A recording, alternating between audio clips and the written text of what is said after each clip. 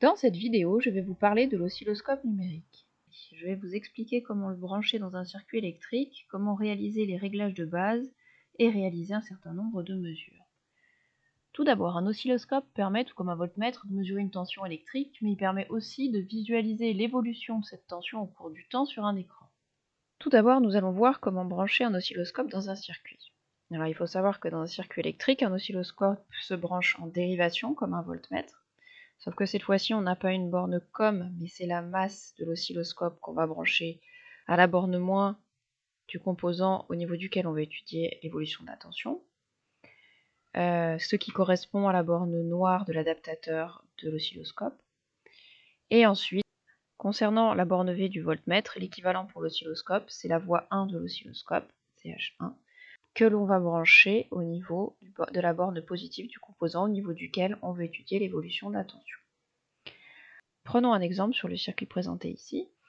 Si on souhaite visualiser la tension aux bornes de la résistance, il faudra brancher la masse du circuit à cet endroit et il faudra brancher la voie 1 de l'oscilloscope à ce niveau-là.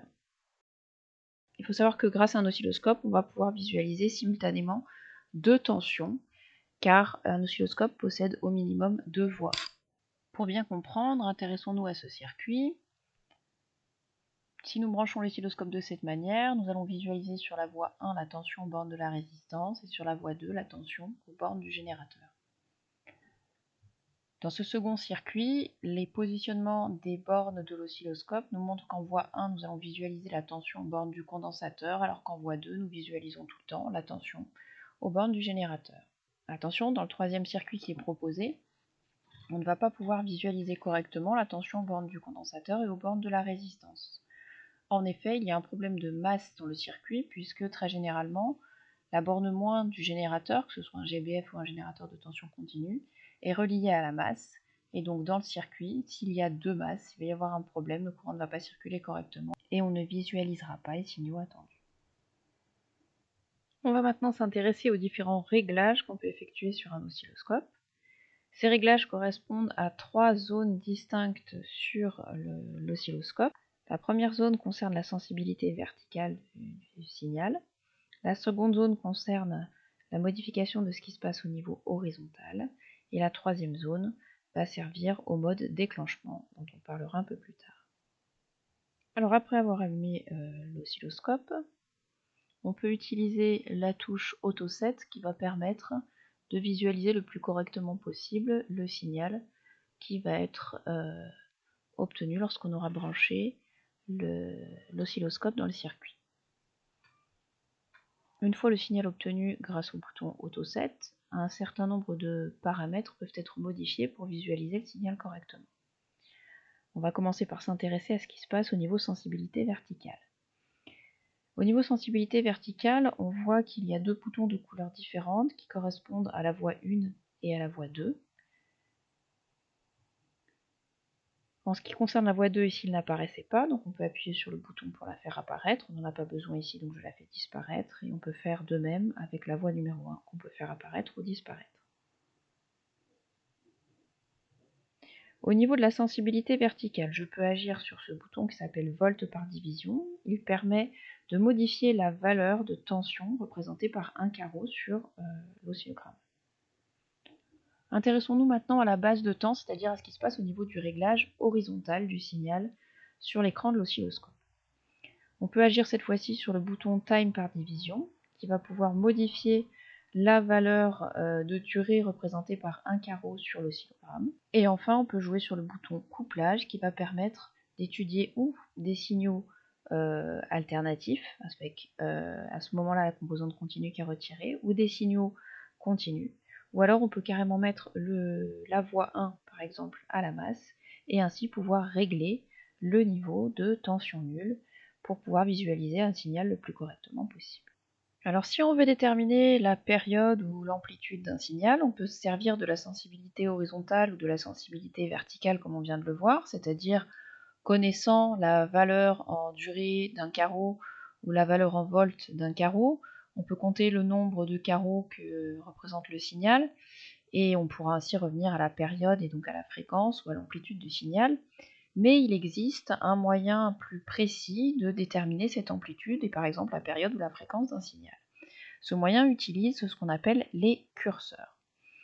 Alors pour utiliser les curseurs, il faut appuyer sur le petit bouton qui s'appelle curseur.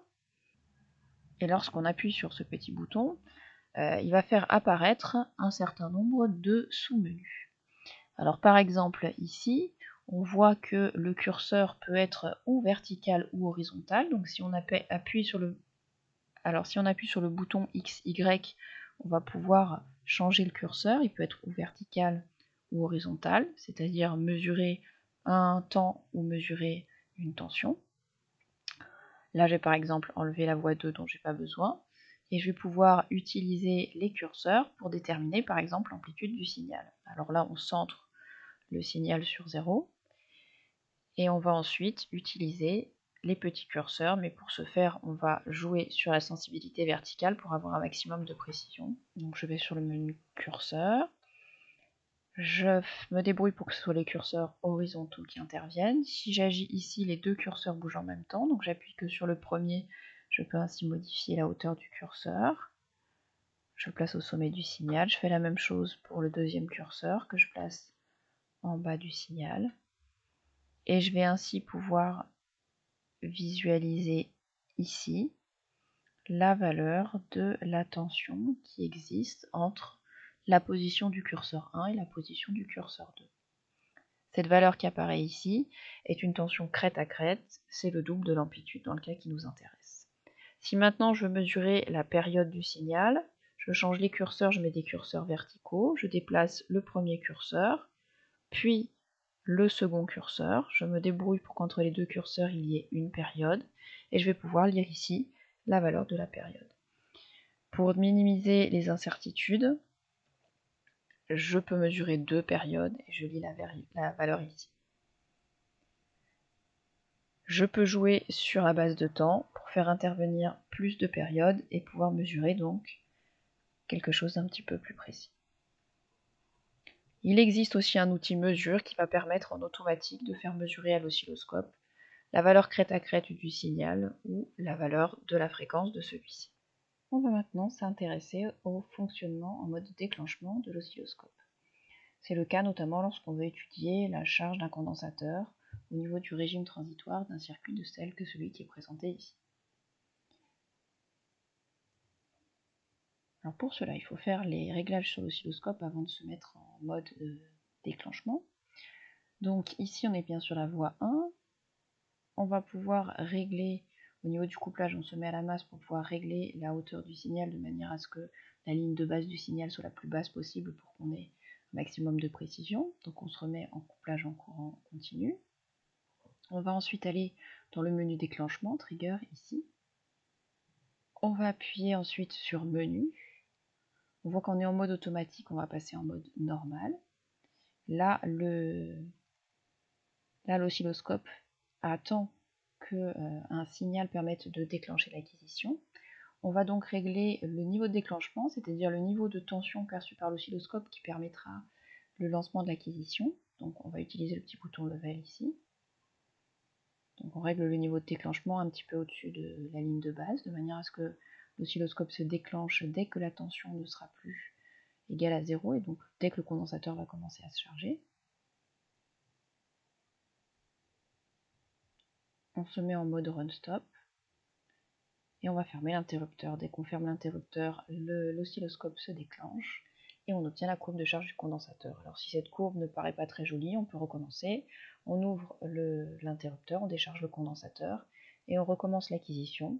On peut faire ça plusieurs fois, jusqu'à ce que la courbe obtenue ait une allure qui soit satisfaisante.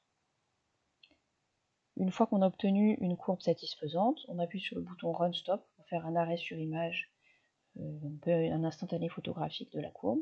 Et ensuite, on va pouvoir modifier la sensibilité horizontale et la sensibilité verticale de manière à obtenir un signal le plus correct possible pour pouvoir ensuite utiliser éventuellement les curseurs ou les bases de sensibilité horizontale et verticale pour pouvoir déterminer la constante de temps du circuit RC, etc. Voilà, j'espère que cette vidéo vous aura permis de mieux comprendre le fonctionnement de l'oscilloscope.